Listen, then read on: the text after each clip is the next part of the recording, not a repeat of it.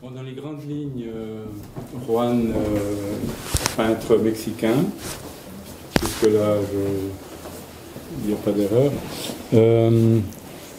assez rapidement venu en France, sur Paris, essentiellement sur Paris, où il a côtoyé pas mal de personnalités très intéressantes dans la poésie, dans la littérature et dans la peinture, dans les arts. Ensuite, Juan est allé en Guadeloupe. Je crois que vous avez passé environ 13 années là-bas en Guadeloupe, où il a beaucoup créé, puisqu'il a été nommé responsable de la partie artistique au Conseil général, je crois. Ouais. Je crois que vous avez aussi fait pas mal de sculptures. Dans les giratoires. Dans les giratoires aussi, voilà. Et ensuite, 2005, si je me souviens bien, retour en France, du côté de Cahors. Voilà, dans les grandes lignes, hein, bien sûr, je ne rentre pas dans le détail. Comment est-ce qu'on peut qualifier l'art de Juan? C'est très difficile. Hein. Je pense qu'il ne faut pas le... Comment toi tu te qualifies? C'était marqué dans le livre là que c'est des années 70, mais voilà, c'est avec que je suis nourri des années 70, que pour moi c'est l'époque qui me convient, puisque c'est une époque où on pouvait se permettre l'expérimentation et tout, on pouvait tout faire, on pouvait rêver, que je tiens à garder ces rêves, si c'est possible et malgré tout, c'est un mot français, c'est mon premier mot, malgré tout. Donc c'est ça, il faut le garder, il faut garder la magie du rêve, il encourageait vos enfants. C'est dommage qu'il n'y a pas d'enfants ici, mais c'est comme des petites plantes qu'il faut garder partout dans le monde, partout, partout. Et ce n'est pas le moment de fermer les portes. C'est là où on doit les ouvrir. Je m'excuse, je ne voulais pas parler de ça, mais ça se prête. C'est le moment qu'on a loupé. Le premier, on devait s'enfermer tous parce qu'il y a la peur d'ici, la peur de là. Et c'est dommage que tout le monde s'est apprêté à ces mauvais jeux, parce que c'était le moment de dire non, c'est pas vrai. Et la preuve, mais on ne veut pas discuter de ça puisqu'on n'est pas là pour ça. Mais c'est le rêve qu'il faut défendre. Si j'ai quelque chose à dire, c'est le rêve. Et c'est peut-être le Petit Prince ou les choses qu'on aime, qui nous berce toujours. Toujours. Et donc, c'est le moment d'avoir un acte courageux, subversif, pour le rêve. Je sais que le mot subversif, c'est pas gentil de le dire, mais il faut être subversif. C'est le moment d'être subversif et d'ouvrir toutes les portes et dire... voilà, la Belgique, l'Hollande, tous les amis qui sont là, puisque tous sont mes amis. Donc, je n'ai pas voulu l'apprendre parce que vous le cultivez, vous le travaillez, vous êtes des gens du chantier. Vous n'êtes pas des... Comme moi, je suis plus blablabla que vous sont dans les chantiers, dans le quotidien. Moi, j'ignore le quotidien. La unique chose que je veux, c'est qu'on ouvre sa porte et qu'on cultive les rêves et qu'on devient un véritable oiseau subversif. C'est tout. Excusez-moi. Je ne sais pas si c'est bien dit, Bernard, vous me direz. Hein. Vive la Belgique subversive. Voilà. Bon, il y a des axes hein, quand même qu'on retrouve. Oui. Le baroque mexicain, surtout dans la salle du haut, là on le voit bien. La famille aussi. Hein, vous avez fait quand même beaucoup de choses autour de la famille. Et puis, bon, Frida Kahlo, bien sûr, et la révolution mexicaine, Zapata. Oui, c'est un acte historique que j'aime beaucoup, mais bon, je ne l'ai pas connu. Hein. Non, je suis un enfant de la modernité, de la gaieté, de la beauté, donc je ne connais pas qu'est-ce que c'est une balle. Mais Frida, je pense que c'est elle aussi qui a ouvert les portes d'un moment difficile, 36, où il y avait des réfugiés hollandais, anglais, allemands, qui étaient contre cet obscurantisme qu'on connaît si bien. Donc voilà. Et ça, c'est merci à Frida et au président Lázaro Cárdenas qui a ouvert les portes du Mexique et toute cette pensée. C'est dommage qu'il n'y a pas abouti, parce que 68 au Mexique était un des pays plus réprimés du monde, où il n'a pas eu lieu, puisque c'était là, les véritables frutos, c'était 68. Mais il n'y a pas eu lieu. C'est encore un grand développé, mais c'est pas grave. C'est pas grave. On démarre à zéro. Maintenant, ici, on démarre à zéro, avec joie et conviction qu'en fait, tout continue comme le flot de l'eau. On est comme le flot de l'eau avec les amis, les gens qu'on aime. Il faut cultiver ce qu'on aime et c'est tout. Pas plus que ça. Très bien, merci. Et merci à vous que vous accueillez ça. C'est vous l'accueillir de tous ces beautés. On a mis l'enveloppe, hein, ouais, mais le contenu, c'est vous. Hein. Ben non, nous on n'est pas rien. C'est vous le responsable. S'il y a un problème, c'est vous. Hein. Il n'y aura pas de problème. Bon. Moi, ce que je vous propose, puisque vous avez tous fait le tour, c'est, à un moment donné, hein, quand vous voulez, c'est de sortir aussi vos impressions, mais surtout aussi vos questions. Comme ça, profitez justement que Juan est là pour lui poser les questions, les motivations, ou que ce soit aussi du point de vue technique. Alors moi, j'ai essayé, hein, du point de vue technique, on n'a pas grand-chose comme réponse. Mais on peut continuer, pourquoi pas? Mais moi je ne sais pas. C'est où les spécialistes techniques sont là, hein. Moi, ouais. Moi, je ne connais pas. Alors, si vous êtes d'accord, on va peut-être... Si vous êtes d'accord, on va commencer par celui-là. La Frida. Frida. Frida. Bah, c'est-à-dire que Frida, vous êtes plus expert que moi. Moi, simplement, cette dame m'a touché parce que il fait lever son corset elle-même pour se faire la photo elle-même.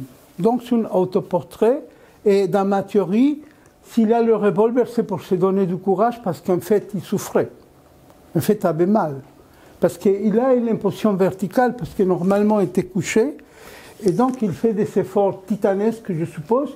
Et ce revolver que son père lui a donné contre Hitler, puisque c'est une Allemande dissident, donc elle est moitié allemande, moitié mexicaine. Donc à mon avis, c'est ma théorie, tu es plus professionnel que moi, il se déclenche sa photo avec son pied. Et là, il se donne le courage de visser. Paf, tu vois. Et voilà. Et c'est une des photos les moins connues de Frida. Parce que Frida, elle est connue, reconnue. Mais celle-là, si vous savez d'où vous l'avez montré, welcome. Donc, alors, notre ami m'a parlé des techniques, mais moi je ne sais pas, parce que je ne suis pas technicien. Simplement, je dis comment on peut utiliser une palette. Et ça, pour moi, c'était le corset qui s'est levé, donc c'est sa palette. Et c'est le corset de... Oui, de Frida, dans le sens imaginaire du terme. Et pour ça, on ne la voit pas tout de suite, parce que c'est trop beau la voir tout de suite. Non, dans la vie, il ne faut pas se voir, il ne faut pas se dévoiler. Oui, une femme surtout. Hein. Pas tout de suite. Pas tout de suite. Oui, il est vrai. Oui, et donc voilà. Et dans notre regard, si c'est possible, il faut le transcender comme le fait le photographe, le cinéaste, le musicien, les gens des vrais, qui va transcender par la poétique, la poésie. Et en France, il y a des poètes superbes, comme en Hollande et comme partout dans le monde. Donc il faut plus dans cette transcendance. Et mon idée, c'est comment, tout simplement, techniquement, laisser cette palette le plus longtemps possible dans l'extérieur et que l'image s'imprègne tout seul. Les amis que vous connaissez, Dirk et Johan, étaient sensibles à ça, donc ils sont achetés de la même série des autres tableaux. Et pour ne pas me perdre, parce que c'est quand même, il faut être un peu dingo, pour ne pas me perdre, j'ai mis un lichen. Parce que l'idée, c'est la mémoire de l'eau. Et donc, je dis, si c'est de l'eau, l'eau, c'est fluide. Hein, c'est un peu comme la monnaie, c'est fluide. Donc, il faut laisser circuler. Et donc, je me suis permis, c'est des repères, c'est le puzzle, la pièce manquante. Parce qu'on est toujours à la recherche de quelque chose qui nous manque. Mais en réalité, rien ne nous manque. On se ment à nous-mêmes, mais rien ne nous manque. Il faut accepter sa générosité à nous-mêmes pour pouvoir confronter tout ça. Et donc, la unique chose qu'on doit faire, c'est, bon, j'aime la Tour Eiffel. J'aime le type qui est en train de faire, cette année, il fait le retouche pour que la Tour Eiffel garde la beauté. Donc, il faut remercier à tous ces gens qui travaillent pour nous, pour qu'on contemple la beauté, le boulanger, le mécanicien, le photographe, etc. Tout le monde, il est en orbite et on doit le remercier. Donc je remercie à cet anonyme peintre de la Tour Eiffel que cette année arrive, comme le petit prince, le ramoneur qui fait le tour, il dit on ne sait jamais, donc je dois ramoner. Donc nous tous, on est que simples ramoneurs. C'est tout. Ah, c'est ma théorie. Hein. Après, comme notre ami avait dit, il a l'ivresse, même si on ne boit pas, parce que moi non plus, je n'ai jamais été ivre, donc je ne sais pas qu'est-ce que ça fait. Mais bon, c'est les cantines mexicains, parce que là-bas, c'est un ivre-mort. Hein. Je ne sais pas en Italie, mais là-bas, quelqu'un, mes oncles, tout le monde rêve mort, et c'est alcoolique anonyme. Une benediction, voilà. Et ça, c'est le... Bon, on peut... Avant, quand on voyageait, c'était obligatoire d'aller au Népal, en Inde, et tout ça. Donc, c'est un petit carnet de voyage. Et donc, ça, c'est le Bouddha, c'est Stupas. Et après, des petits fragments. Bon, ça, c'est la maison de Christian Bobon, qui est un ami écrivain que j'aime beaucoup, poète. Ça, c'est le texte qu'a fait André Breton pour Kaur Mundi, que c'est important. C'était l'utopie, mais c'était important comme idée. Hein, on a discuté un petit peu déjà. Et un petit peu de clin d'œil, parce qu'on ne peut pas tout mettre. On ne peut pas tout mettre. Donc je suis obligé de séparer des choses que je ne peux pas. Donc on choisit un bric-à-brac. Il y a des amis qui me disent, mais pourquoi tu n'as pas mis? Tu es un salaud, tu n'as pas mis dedans. Mais on n'a pas la place. C'est comme les accouchements sans douleur, on n'a pas la place. Voilà. Et celui-là, il est né parce que... Oui, oui. Toutes ces images superposées, l'histoire que vous avez voulu transmettre, c'est quoi? Parce qu'il y a l'eau, il y a le voyage, il y a la joie. Dans l'alcool, on peut imaginer la joie, par exemple, tout ce qu'on veut, quoi. Qu'est-ce que vous avez voulu passer comme image dans ce tableau? C'est pour moi, pour garder une petite note. C'est tout. Moi, je suis modeste. Hein. Je ne prétends aucun ni enseignement, ni rien du tout. Hein. Je reste, même si... Message, quoi. Non, pas de... Mes tableaux, il n'y a pas... L'histoire de votre vie, quoi. Non, c'est parce que je pensais au type que je ne connais pas. Lui, je ne le connais pas. Mais il fait quand même, cette année, il fait cette action. Il risque sa peau quand même. Être suspendu, même s'il est bien payé et tout, mais il risque sa peau. Donc je prie pour lui. Je ne le connais pas. Comme les enfants du Bataclan, je ne le connais pas, mais ils sont partis quand même. Je ne connais pas. Tout ce que je fais, je ne connais pas. Cet homme qui est pris, je ne connais pas, mais j'invite à tous mes amis, il faut prier pour quelqu'un, même il faut prier pour celui-là qu'on n'aime pas. Il est tordu, donc on va essayer de prier pour lui, parce que c'est moins tordu qu'on pensait. Vous voyez? Ça, c'est des petits gestes du quotidien. Pour moi, ça, c'est le véritable geste pratique, pictural, c'est lié à la prière. Si je n'ai pas de prière, à quoi je ne fais pas la déco. Hein. Je ne suis pas décorateur. Hein. Non, c'est pas du tout. On ne ressent pas du tout ça. Voilà. Il y a beaucoup de... Vous travaillez beaucoup aussi avec la mélancolie. Merci. Et ouais, des mondes un petit peu oniriques. Il y a beaucoup de sentiments, hein, il y a beaucoup de ressentis. On ne peut pas travailler si on n'a pas de sentiments. Lui, il perdrait son temps. Hein. Il dit que je perds mon temps. Il ne faut pas perdre son temps, il faut aimer. Si on aime, on ne perd pas son temps. Si on est vraiment... Est-ce que tu mets un titre à ça, à l'ensemble? C'était Bessuna. Bessuna, c'est un des gallo-roman de Périgueux. Et ils n'ont rien trouvé, mais ils ont trouvé la tête, déjà, c'était beaucoup. Donc j'ai collé le planning, tu sais, le planning du tourisme qui te dit s'il faut voir Vesuna, parce que si tu ne vois pas Vesuna, tu es un ignorant. Et je tiens à vous dire, bon, vous le savez, je cultive l'ignorance. Je crois qu'on a le droit à ne pas savoir. Ah ouais. Ben, vous n'y arrivez pas du tout. Hein. Ah bon, merci docteur. Moi, je n'en ai pas. C'est vrai que dans la peinture, juste pour une petite parenthèse, on trouve des artistes qui exposent chez nous, qui vont exposer, qui ont un message. Vous avez aussi d'autres artistes qui sont plutôt, comme vous avez dit, décoration. C'est joli, c'est beau. Voilà. Pas de message, mais il y a des belles couleurs, voilà, c'est beau. Il y a d'autres artistes qui sont vraiment, qui vont, plus qu'un message, c'est vraiment une idéologie, quoi. Voilà. On peut trouver tout ça. Hein. Chez Juan, c'est pas ça, c'est du ressenti, c'est essentiellement du ressenti. Si le regardeur vient sans l'explication, il va voir d'autres choses. Oui, que c'est aussi libre. Tout à fait. Donc au niveau, juste une parenthèse scientifique quelque part, c'est que dans la rétine, nous recevons à peu près tous la même chose. Sur la rétine, on va voir à peu près la même chose.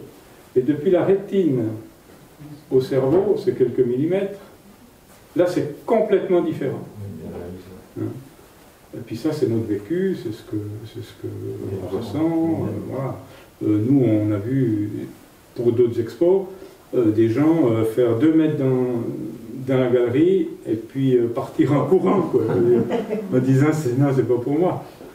Ça veut dire que c'est vraiment un choc. Hein. Bon, il n'a pas dit c'est pas beau, il a dit c'est pas pour moi, c'est déjà pas mal. Hein. Voilà. Et puis d'autres qui arrivent et qui sont, voilà, c'est ça l'art en fait. Hein. Et aujourd'hui, nous avons beaucoup de chance que l'artiste, donc le créateur qui a fait ça, parce que ce qu'on me demande aussi, c'est combien de temps il a mis pour faire ça. Moi je réponds environ une quarantaine d'années. Il me semble distinguer l'origine du monde. Oui, pas sûr, mais... oui. Alors, moi j'ai fait un petit clin d'œil parce que moi j'aime beaucoup Courbet. C'est une de mes premières peintres quand j'étais à Paris, quand je suis allé à l'école à Beaux-Arts. Et quand j'ai vu l'origine du monde, je dis, qu'est-ce que tu veux faire comme peinture? Tout est fait. Il me décourage.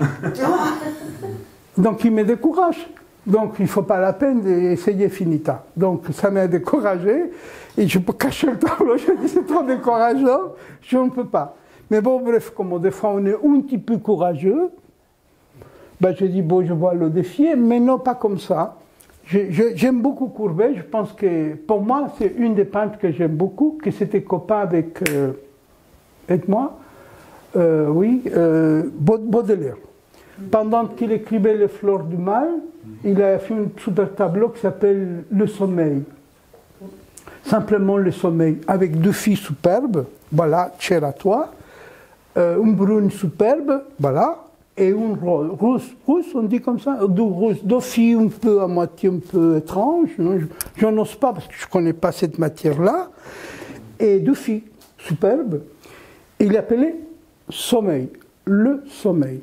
Et au même moment, il a fait l'origine du monde, qu'en fait sur une commande d'un ambassadeur turc d'affaires des plâtres. Voilà, un trésor de l'époque qui avait beaucoup de plâtres, il a commandé à... Et l'intéressant, avant que je vous raconte l'histoire, que c'était la propriété de Lacan, de Jacques Lacan. Voilà. Qui le cachait. Et qui le cachait, avec un autre peintre qui a fait le rideau, parce qu'on ne le voit pas, André Masson, que c'est lui qui a fait le paravent, parce qu'il ne fallait pas qu'on le voie, parce qu'il était dans sa clientèle des psychanalystes. Et voilà, mais bon, bref, pour revenir à moi, la Poste ne veut pas imprimer ce tableau de Courbet, il a refusé. La Poste française, sa PTT, il a dit que jamais Oui, PTT français, ça. Il a dit, jamais on publiera en Hollande, partout, pas ça. Il ne veut pas ça. Et donc, si c'est interdit, moi je l'ai caché. Parce que c'est interdit. En France, aujourd'hui, à l'époque on vit avec le... Ça passe pas sur YouTube ni ailleurs. Non, c'est interdit. Ah non. Et donc j'ai mis une prière japonaise. J'ai mis une prière japonaise pour que la Poste réfléchisse autrement. Mais peut-être qu'ils ne sont pas au courant que j'ai fait ça. Voilà, c'est tout. Et bien sûr que pour moi, ces tableaux, c'est ça. Bon, bien sûr, ça c'est pour les curieux, évidemment. C'est beau, non? Et voilà. Donc, je prie avec les Japonais pour que la Poste fasse l'imprimer de mon amigo et de Gustave Courbet. Voilà, donc voilà. C'est une œuvre animée puisque c'est avec ou sans chapeau. Bah oui. C'est super. Oui, mais ça c'est. Médias, Oui, mais ça c'est mes amis qui connaissent l'histoire, donc voilà. Voilà, donc je tiens beaucoup à ça, mais bon. Et donc ça s'appelle Amor, Amor, Amor, Amor, Amor, Amor, Amor. Voilà. C'est l'unique chose qu'on doit dire à la dame qu'on aime, c'est tout, pas plus. Tu lui dis Amor, Amor, Amor, Amor, c'est tout, pas plus. Pas plus. À toi. Parce que c'est la plus décorative. Voilà, ça c'est le mot. Mais c'est parce que... Je dis ça pour te taquiner. Non, c'est juste parce que le Mexique, quand il a perdu la moitié du territoire, c'était pas une armée professionnelle. Ah, on a discuté déjà de ça. Et les Nord-Américains, pour occuper le Texas, la Californie, San Francisco, tout ce monde de la chrétienté, ils sont, comme ils ne savaient pas une armée professionnelle, les Mexicains envoyaient des musiciens. Mais ces militaires qui étaient formés pour la guerre étaient frustrés parce qu'ils disent comment on les va métrailler qu'avec des guitares, une fois c'est rigolo, deux fois, trois fois, mais tout le temps on ne peut pas les métrailler. Et ma théorie, parce qu'il y a des théories quand même si on n'a pas l'air, ma théorie c'est que ceux qui métraillaient des professionnels, c'était des Irlandais. Puisque je le constatais au musée des occupations. Je me suis déplacé au musée pour voir la liste, et ce n'était pas des Hollandais, ce n'était pas des Belges, c'était des Irlandais qui donnaient ses connaissances pour l'armée mexicaine. Il s'est déguisé de Mexicain, et il avait des vraies mitrailleuses, et il se battait contre les Nord-Américains. Mais les Nord-Américains, comme sont le top du top du top du top du top, ils ont vu que c'était eux-mêmes, mais c'était des Irlandais. Et à mon avis, les Irlandais, ils aiment beaucoup la musique. Et on ne peut pas être un musicien. Bien, j'aime. Ils l'ont maltraité s'ils l'ont pas fait. Voilà, ça le dit tout. Voilà. Non, mais quand on voit au Chili un musicien lui couper à une guitare. Victor Jara, bien sûr. Voilà, ça c'est une pensée pas du tout décorative. Là, on est dans le noyau central du son de l'Amérique latine, que je tiens à rappeler que bien sûr, il y a ça aussi. Et si on peut, un cri d'espoir et de gracias a la vida, de remerciements, parce que Victor Jara, il a coupé les mains pendant qu'il va ratouiller sa guitare, mais il a chanté l'International. Qui met au top l'ivresse. Oui. Et la fumée. Oui, c'est l'ivresse. Oui. Et c'était un chant révolutionnaire sans le dire. Oui, bien sûr. Comme ce que tu disais sur la guitare. Oui. On chante et on se fait. Oui. Et on déjà, est révolutionnaire parce qu'on chante. Oui, exactement, je le crois. Je le crois, et c'est sincère, la cucaracha, pour moi, c'est l'hymne national, pour moi. Pour un Mexicain normal, ce n'est pas l'hymne national. Hein. Et bien sûr que pour moi, Mexicain dehors de... pour moi, c'est la cucaracha, l'hymne national. Que, si je le dis, si vous étiez des Mexicains, ils m'auraient dit, ça ne va pas, non? les Mexicains, normal, parce que les Mexicains normaux, ils deviennent de plus en plus gringos. Ils sont plus des Mexicains, ils veulent être comme les Casablanca. Et moi, même je le dis avec ma famille, hein, je dis attention, soyons prudents, il faut garder un petit peu, pas simplement que mexicain, sinon latino-américain. Latino-américain, ça veut dire aussi tous ces partages qu'il a eus avec les Italiens, avec toutes les peuplades qui sont venues à s'intégrer dans ces mosaïques culturelles. Parce que moi-même, quand j'étais à l'école, mon camarade le plus chéri, c'était un Hollandais de Keïssan. Il était un camarade avec des concepts, il connaissait mieux que moi la cucaracha et des autres chants révolutionnaires, en étant un Hollandais. Ouais. Donc, vous voyez, c'est la même famille, et il faut garder tout ça comme des champs de marijuana. Finita. Ça va? Oui, très bien, merci. Ouais, la cucaracha. La cucaracha ya no puede caminar porque falta, porque no tiene marihuana que fumar. Una vieja y un viejo. Una vieja y un viejo se cayeron a un pozo y la vieja le decía, pinche viejo tan baboso, la cucaracha, la cucaracha. Ça veut dire qu'on peut réinventer des choses. Oui, on a un support, c'est la cucaracha, mais on peut donner sa version de Belgique.